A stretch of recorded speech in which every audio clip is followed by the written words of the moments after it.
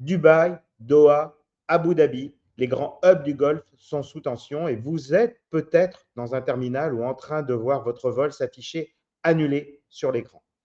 Alors attention, ne faites rien avant d'avoir vu cette vidéo. Il y a une erreur très précise que la grande majorité des voyageurs commettent par réflexe et qui peut vous coûter des milliers d'euros en vous faisant perdre vos droits. Aujourd'hui, je vais vous expliquer ce qu'il ne faut surtout pas faire, comment rentrer chez vous sans vous ruiner et les nouvelles règles de 2026 qui peuvent débloquer votre situation. Alors, l'escalade militaire entre l'Iran, les États-Unis et Israël provoque aujourd'hui un véritable effet domino sur le trafic aérien mondial. Plusieurs espaces aériens sont désormais fermés. Iran, Irak, Qatar, Koweït, Bahreïn et Israël. Conséquence, ces grandes routes aériennes entre l'Europe et l'Asie sont paralysées. Les hubs du Golfe sont particulièrement touchés car ils sont les points de passage essentiels. Quand Dubaï ou Doha saturent, c'est tout le trafic long courrier qui s'effondre. Alors, bonne nouvelle, la situation commence maintenant lentement à se stabiliser et certains vols reprennent progressivement. Mais plusieurs compagnies ont suspendu leurs vols. Air France, par exemple, a prolongé l'arrêt vers Tel Aviv, Beyrouth, Dubaï et Riyad jusqu'au 5 mars inclus. Mais revenons à l'erreur fatale. Le premier réflexe, c'est de demander immédiatement un remboursement. Surtout, ne faites pas ça. Pourquoi? Parce que si vous annulez vous-même votre billet, vous mettez fin au contrat de transport qui vous lie. Vous récupérerez, bien entendu, votre argent, certes, mais vous devrez ensuite organiser et financer seul votre retour. Et tant que le contrat reste actif, la compagnie est obligée de vous acheminer. Elle doit vous proposer soit le remboursement, soit un réacheminement. Et dans cette situation de conflit, les compagnies invoquent la circonstance extraordinaire. Donc, vous n'aurez pas l'indemnité forfaitaire de 250 à 600 euros. Mais l'obligation d'assistance reste valable.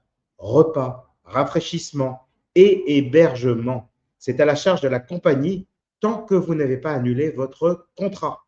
Alors, si vous partez de l'Union européenne ou si vous voyagez avec une compagnie européenne, eh bien dans ce cas-là, c'est le règlement 261-2004 de l'Union européenne qui s'applique. Si vous voyagez avec une compagnie non européenne et que vous n'êtes pas parti d'Europe, eh bien dans ce cas-là, c'est la Convention de Montréal qui, elle, est moins généreuse, disons-le. Et puis, si vous avez un voyage à forfait, on ne vous oublie pas, c'est-à-dire un vol plus hôtel, eh bien là, c'est à votre agence qui a une obligation d'assistance renforcée. Alors que faire si vous êtes bloqué? Eh bien, vous consultez en premier l'application de votre compagnie avant même de regarder vos emails. Vous contactez votre agence si vous n'avez pas réservé en direct et vérifiez aussi si vous ne bénéficiez pas d'une assurance voyage, car elle peut couvrir des frais de séjour imprévus. Et surtout, restez connecté. Dans ces moments-là, l'information, c'est le pouvoir. Et c'est pour ça que nous travaillons avec UBG, le leader des cartes eSIM. Si vous avez besoin d'Internet immédiatement sans payer de roaming, eh bien le lien, il est en description. Vous pouvez aller directement télécharger l'application et avec le code CFDE, eh bien nous vous offrons 10% de réduction immédiate sur le prix de votre abonnement. Enfin, n'oubliez pas deux choses. Inscrivez-vous sur le fil d'Ariane pour être localisé par les autorités françaises et rappelez-vous que depuis février 2026, la médiation préalable est obligatoire avant toute action en justice. Gardez votre contrat actif, vérifiez vos droits et restez prudent. Et surtout, dites-moi dans les commentaires où vous êtes, si vous êtes bloqué actuellement, que ce soit à Dubaï, à Doha, à Abu Dhabi, dans d'autres aéroports, que ce soit au Moyen-Orient ou en Asie, et avec quelle compagnie vous voyagez. Tous ces témoignages sont précieux parce qu'ils serviront aussi d'information pour d'autres passagers. Si cette vidéo vous a aidé, partagez-la, vous permettrez à d'autres passagers qui sont peut-être eux-mêmes bloqués de pouvoir en bénéficier, d'avoir ces informations.